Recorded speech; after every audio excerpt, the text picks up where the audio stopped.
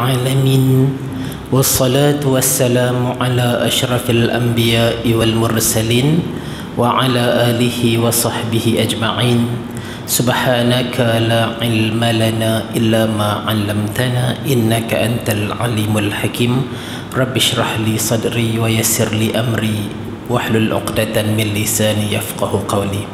Tuan-tuan dan puan-puan, pertamanya sama-samalah kita memanjatkan kesyukuran kepada Allah.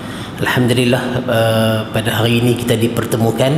Jadi dalam siri Durus Ramadan yang merupakan anjuran Jabatan Mufti Negeri Perlis, saya diberi amanah untuk menyampaikan dalam slot tadabbur Al-Quran, ancaman neraka dan nikmat syurga. InsyaAllah kita akan sama-sama tadabbur tiga rangkap ayat, tiga petikan daripada ayat Al-Quran, daripada surah Taha ayat 74 hingga 76. Saya bacakan dulu firman Allah. A'udzubillahi minasyaitonirrajim. Innahu man ya'ti rabbahu mujriman fa inna lahu jahannam la yamutu fiha wa la yahya wa man ya'tihi mu'minan qad 'amila as-salihati fa ulaika lahumud darajatul 'ula jannatu 'adnin tajri min tahtiha al-anhar khalidina fiha wa dhalika jazaa'u man tazakka. Dalam ayat ni, tuan-tuan dan puan, dari segi latar belakang kisah, ayat ini merupakan nasihat tukang-tukang sihir Fir'aun kepada Fir'aun sendiri. Kalau tuan-tuan puan-puan kita ingat kisah Nabi Musa alaihissalam, bagaimana ketika Fir'aun panggil ahli-ahli sihir, seluruh pemerintahan jajahan takluk beliau untuk nak lawan dengan kita kata mukjizat yang ditunjukkan oleh Nabi Musa alaihissalam. Jadi tuan-tuan puan-puan boleh rujuk secara detail, cuma saya nak sebut secara ringkasnya, apabila tukang-tukang sihir Fir'aun, tok dukun, pawang, bomoh daripada serata negeri, serata tempat datang untuk menandingi mukjizat yang ditunjukkan oleh Nabi Musa alaihissalam, maka bila pertarungan itu berlaku, pertembungan berlaku antara sihir dan juga mukjizat, maka kalahlah sihir. Mukjizat Allah itu tetaplah nyata, tetaplah tinggi. Dan ahli-ahli sihir ini, apabila mereka kita kata tewas di gelanggang tersebut, di pertembungan tersebut, maka ahli-ahli sihir ni semuanya terus tunduk sujud kepada Tuhan Nabi Musa alaihissalam. Kerana ahli sihir itu mereka menyedari, mereka menginsafi bahawa setinggi-tinggi ilmu sihir dia takkan sama macam apa yang ditunjukkan oleh Nabi Musa alaihissalam. Yang ditunjukkan oleh Nabi Musa itu bukan sesuatu yang boleh dipelajari, bukan kita kata sihir yang hikmat paling tinggi, tapi itu adalah kita kata kuasa Allah, pertolongan Allah kepada Rasulnya. Jadi dari situlah tukang-tukang sihir Fir'aun ini tunduk sujud beriman kepada Allah. Kemudian susulan daripada itu, tuan-tuan puan-puan, bila mana Fir'aun ni marah dengan ahli-ahli sihir dia, sebab beriman kepada Allah, maka inilah antara rentetan nasihat ataupun ucapan kata-kata daripada ahli sihir ini kepada Fir'aun.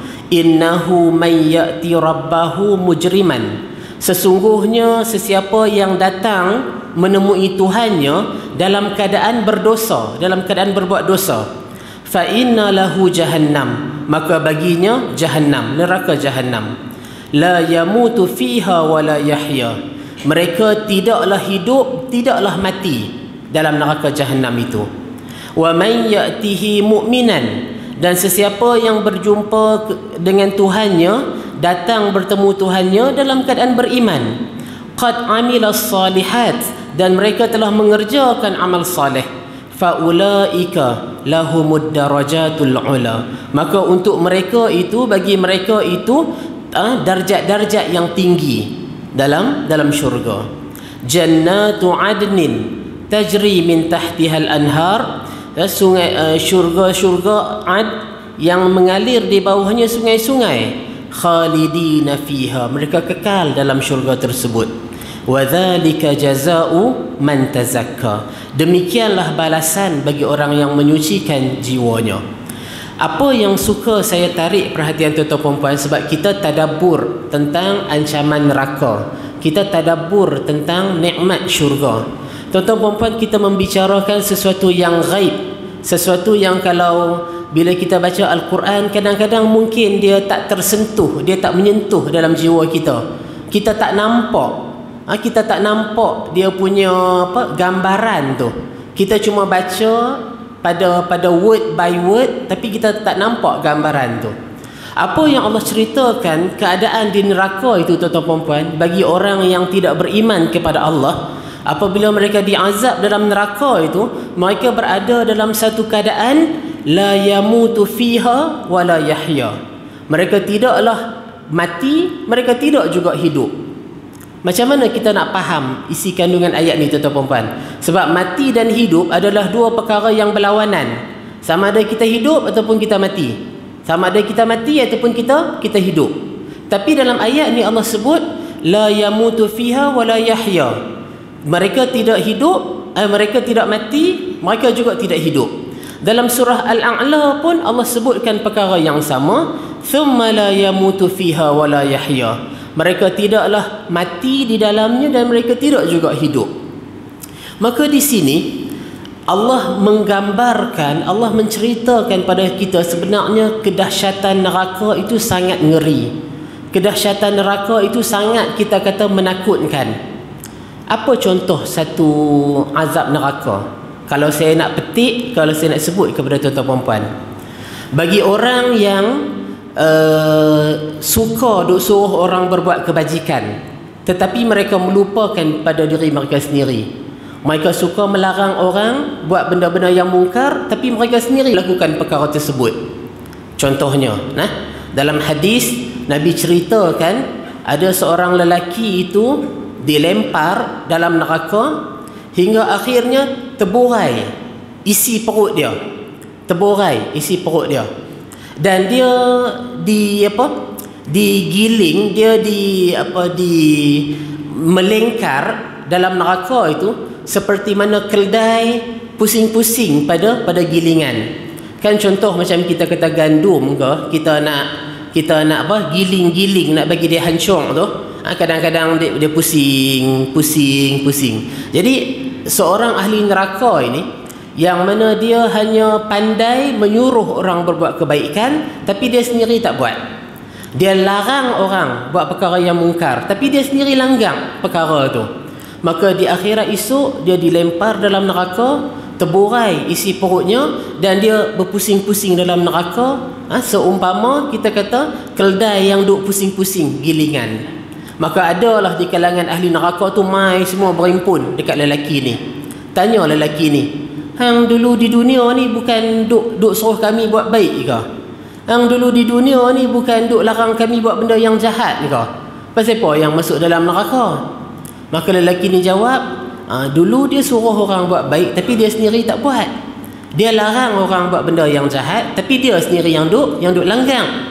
Maka pada hadis ini, satu keadaan yang mengerikan, dahsyat, yang saya nak gambarkan pada tuan-tuan perempuan, bila dilempar dalam neraka tu, terkeluar habis, terborai habis isi perut dia.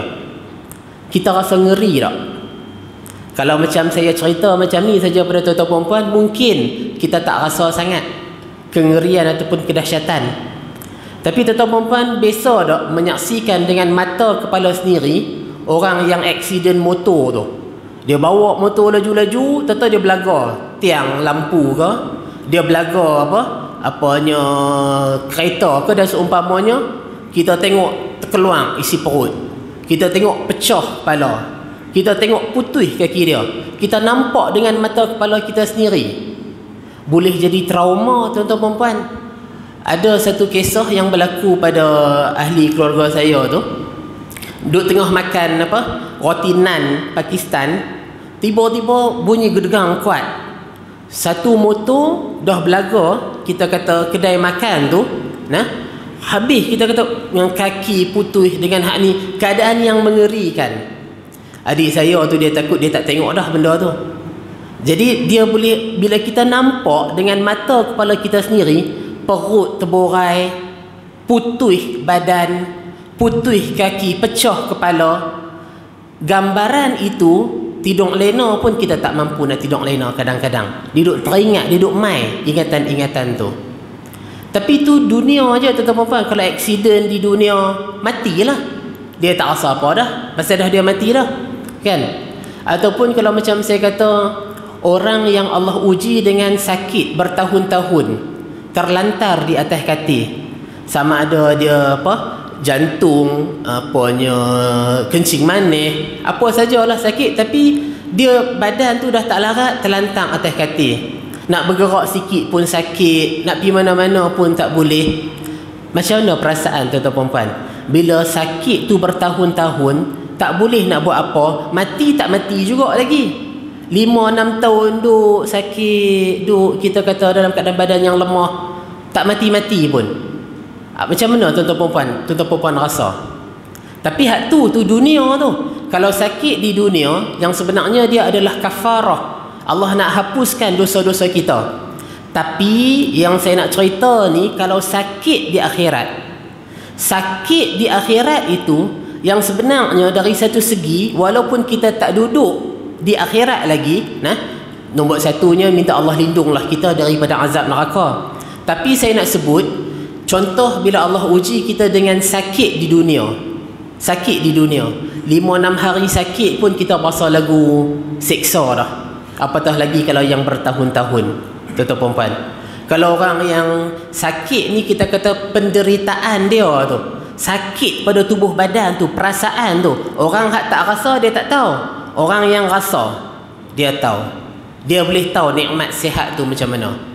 Jadi di sini apa yang saya nak sebutkan kepada tuan-tuan puan, sakit di dunia ni sikit, di akhirat tu lebih dahsyat lagi. Dan di akhirat sana, bila Allah kata la yamutu fiha wa la yahya, bila Allah seksa ahli neraka itu, Allah azab ahli neraka itu dengan sebab kesalahan-kesalahan yang dia lakukan, azab yang diterima, seksa yang diterima, sepatutnya kita kata mati dah, sepatutnya kita kata habis dah umur dia tu. Tapi sebab di akhirat tu, di neraka itu, Allah jadikan badan kita ni immortal. Badan kita tu tak mati-mati. Kalau kata hancur, jadi balik badan yang baru. Macam mana pun dia tak akan mati. Dia rasalah penderitaan itu, azab itu, sengsara itu, sakit itu selama-lamanya. Jadi hidup dalam keadaan yang demikian, tuan-tuan puan. Nak kata apa? Bila dah terbakar, hangus, rentung. Bila dah kita kata terborai isi perut. Bila dah kita kata apa? Dengan segala sengsara. Kalau macam contoh dalam Al-Quran kita tengok minum air panas yang kita kata apa? Mendidih, menggelegak. Minum air panas ni kita kata habislah. Kita kata melecung, terbakar, sabar-sabi. Tapi kita tak mati. Ahli neraka itu dia tak mati dalam tu. Dia tetap hidup. Diganti dengan kulit yang baru, diganti dengan anggota yang baru. Dan hidup pun hidup yang tak nama hidup. Sebab hidup dalam keadaan kesakitan, sengsara yang tak putih-putih. Di sini Allah sebutkan kedahsyatan neraka itu, tuan-tuan puan, untuk orang yang tidak beriman kepada Allah. Untuk orang yang tidak beriman kepada Allah. Bagi orang yang beriman, bila Allah azab dia dengan neraka, tetaplah dia rasa seksa tu, tetaplah dia rasa kesakitan dan seumpamanya. Sebab ini adalah neraka, yang tempat yang paling dahsyat. Api neraka ni kalau nak dibanding dengan api dunia satu bahagian, api neraka ni ada 70 bahagian. Dia punya ganda tu lebih kurang, tuan-tuan puan, daripada mafhum hadis 69 ataupun 70 macam tu. Jadi kita boleh, Allah nak gambarkan pada kita di sini tentang kedahsyatan neraka tu, siksa neraka tu, supaya pada hari ini kita boleh ambil peringatan. kita boleh tadabbur, kita boleh refleks. Kalau semata-mata tuan-tuan perempuan kita jadikan maklumat ini hanya satu pengetahuan, dia tak akan dapat untuk nak menyuntik iman kita. Tu yang nama dia kena tadabbur. Tadabbur ni makna tuan-tuan perempuan kena refleks. Bila Allah cerita hidup yang tak mati dan juga tak hidup, macam mana keadaan dia? Kita boleh refleks keadaan bila Allah uji kita dengan sakit. Sama ada Allah uji sakit COVID ke? Hari itu ni siapa yang kena COVID? Allah uji dengan sakit yang lain ke? Macam mana perasaan bila sakit? Makan tak lalu, makan tak boleh, badan tidur menelentang tak boleh, tidur mengiring pun tak senang, apa semua tak boleh. Tapi itu dunia saja. Hak akhirat tu dia lebih dahsyat. Jadi sebab tu dengan tadabbur tentang ancaman neraka, tuan-tuan perempuan, boleh menjadikan kita tu serba sikit takut untuk nak buat dosa. Bila nak mengata orang, dia teringat, kut sagi mati ni macam mana. Bila nak tengok benda-benda yang tak elok, dia teringat, boleh ke nak tahan hak yang api neraka tu. Kita manusia memang akan senantiasa berbuat dosa. Sebab manusia tu iman dia ada pasang surut, dia ada naik, dia ada turun. Tapi paling kurang dengan adanya iman itu dia mampu menjadi sensor. Dia mampu menjadi, orang kata apa, macam nak bagi alarm dekat kita tu, supaya kita senantiasa waspada. Kalau kita buat dosa pun, kita akan segera memohon keampunan Allah. Sebab apa? Sebab kita takut yang akhirat sana tu. Kita beriman kepada hari akhirat, ada syurga, ada neraka. Maka itulah perkara yang kita perlu untuk nak tadabbur, bahawa nanti bila kita mati macam mana ni. Perkara-perkara yang daripada tanggungjawab yang Allah perintahkan pada kita, apa yang kita buat, macam mana kita buat. Jadi dengan kita tadabbur kepada ayat Al-Quran, tuan-tuan perempuan, contohnya dalam ayat 74 hingga 76 surah Taha ini, kita dapat satu gambaran neraka tu dahsyat. Tuan-tuan perempuan tengok cerita orang putih ke? Tengok cerita orang putih, nah, macam mana contohnya tahanan-tahanan perang diseksa di penjara bawah tanah, contohnya dengan seksa-seksa yang menyakitkan, seksa-seksa yang mengerikan. Dia seksa tu sebab dia tak mau nak bagi mati. Dia seksa sikit, bagi rasa pedih, bagi rasa sakit. Lepas tu lagi pengsan kawan tu. Lepas tu lagi dia berubat pula. Lagi dia bagi rehat Ustaz. Bagi kawan tu segang balik, seksa pula lagi. Seksa ni tuan-tuan sebab dia tak mau nak bagi mati, dia nak biar selamanya kita rasa terseksa. Sampailah akhirnya bila badan itu dah tak berkemampuan, mati. Tapi neraka ni dia tak ada berhenti-berhenti dah. Kalau yang kata seksa tu, neraka tu bila dia lebih dahsyat, jauh lebih dahsyat daripada seksa-seksa yang kita kata penjara bawah tanah ke apa-apa semua tu, yang underground apa semua tu. Dia jauh lebih dahsyat, sangat-sangat dahsyat. Hak tu tuan-tuan perempuan untuk kita ambil keinsafan, supaya mudah-mudahan itu Allah kuatkan jiwa kita, supaya kita dapat kurangkan kesalahan-kesalahan yang kita lakukan, tuan-tuan perempuan. Kesalahan sesama manusia, kesalahan kepada Allah sendiri, nah, mudah-mudahan kita dapat kurangkan. Seterusnya, bagi orang yang beriman kepada Allah, bagi orang yang dia dalam kehidupan dunia ni, dia ajak diri dia untuk tunduk patuh kepada Allah. Dia ajak diri dia untuk tunduk patuh kepada Allah. Yang ni dah Allah tak bagi, tak usah duk buat lah, tak usah duk bergagah lah, dah Allah tak bagi. Yang ni dah Allah kata wajib. Mau tak mau, suka tak suka kena buat. Pasal Allah tu Tuhan kita. Allah yang bagi kita makan, Allah yang bagi kita sabar-sabi.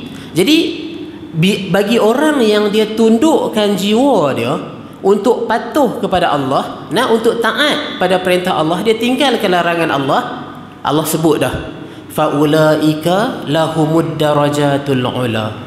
Bagi mereka itu tingkat-tingkat yang tinggi dalam syurga. Syurga ni dia ada banyak tingkatan, dan setiap tingkatan itu sudah pastilah tuan-tuan perempuan, kita kata Berbeza-beza. Berbeza-beza dari segi keistimewaan dia, level dia.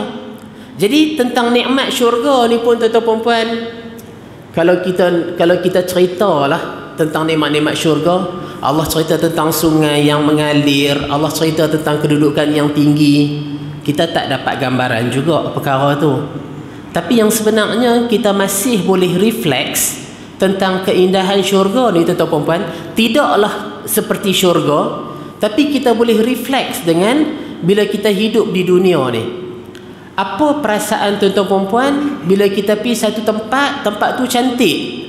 Macam contoh di Thailand ke, bukan di Thailand, di Malaysia pun banyak pantai-pantai yang airnya jernih. Air terjun yang air dia tu sejuk, jernih. Macam air bukit kat dusun dan seumpamanya. Bila kita pi saja di situ, dia berasa tenang, dia berasa damai, dia berasa nyaman, dia berasa syok, apanya jauh daripada hiruk pikuk, apanya bandar kota raya. Apa perasaan kita? Apa perasaan kita bila kita dapat menikmati contohnya makanan-makanan yang kita rasa macam sedap, alhamdulillah, pertama kali rasa makanan yang sedap sungguh dia masak tu, pandai sungguh tukang masak tu. Apa perasaan kita bila kita dapat nikmat-nikmat hak begitu? Ataupun koman-koman sangat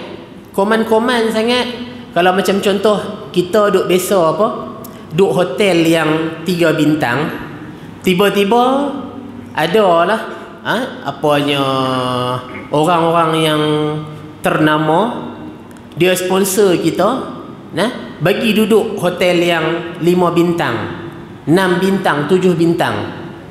Ada banyak beza. Bilik hotel 3 bintang dengan bilik hotel 5-6 bintang memang bezalah. Makanan pun memang sudah pasti berbezalah. Apa perasaan kita? Kita rasa macam kalau rumah aku macam ni bahagia, tak keluar rumah dah, duduk rumah saja dengan sobi-sobi makanan apa semua ni, nikmat tu. Sebab tu keluarnya perkataan nikmat syurga ni, keluarnya perkataan syurga dunia. Bila seseorang tu dia dapat nikmat ni kira macam orang lain tak dapat yang jenis-jenis yang lagu tu. Dia tu hak yang terbaik semua dia dapat. Syurga dunia, kita kata bahasa kita tu, makna satu perkara yang indah, sedap, nikmat, perkara-perkara yang kita dapat. Tapi tu dunia aja tuan-tuan, dunia aja. Bukan syurga hak betul-betul yang lagi tu. Kalau hak dunia tu pun kita dah memang terpesona sangat-sangat dah. Kita dah, orang kata apa, syok, habis meta dah sebenarnya. Akhirat itu lebih lagi lah, syurga itu lebih lagi lah. Sebab Nabi cerita syurga ni sesuatu yang mata kita tak pernah melihat keindahan dia, telinga ni tak pernah dengar orang duk cerita sampai teratu hebat dia, tak pernah terlintas pun di kepala otak kita macam tu indahnya syurga tu. Dan memang kita tak boleh bayang lah tuan-tuan puan, syurga hak Allah sediakan untuk orang yang bertakwa itu bagaimana. Tapi dengan nikmat-nikmat dunia pada hari ini, kita rasa orang kata kenikmatan, kedamaian, nyaman, suasana yang indah, cantik. Bila kita pergi melancong dan seumpamanya, kita boleh nampak perkara-perkara tu yang kata indah, cantik tu. Maka syurga itu jauh lebih lagi bagi orang yang bertakwa kepada Allah. Yang inilah yang kalau kita refleks pada ayat ni, mudah-mudahan dia mampu untuk nak memotivasikan kita utamakan akhirat. Dunia kita cari, dunia kita kejar, tapi akhirat tu yang lebih utama. Akhirat tu yang kita akan pulun dulu. Sebab kita tahu dunia ni dia takat sementara saja, akhirat tu yang kekal. Dan kalau kita baca contoh tuan-tuan puan kitab-kitab tafsir, kenapa dunia ini dinamakan dunia? Hayatud dunia, kehidupan dunia. Kenapa dinamakan dunia? Perkataan dunia itu sendiri telah menunjukkan satu kehidupan yang kita kata low, rendah. rendah kualiti dia, rendah taraf dia, tak tahu mana pun, tak ada apa pun. Kalau kita baca dalam hadis Nabi, Nabi kata kalaulah dunia ni dia senilai sebelah sayap nyamuk, orang yang tak beriman, orang yang tidak beriman kepada Allah tidak akan dapat meneguk walaupun satu teguk ayam, segelas minuman.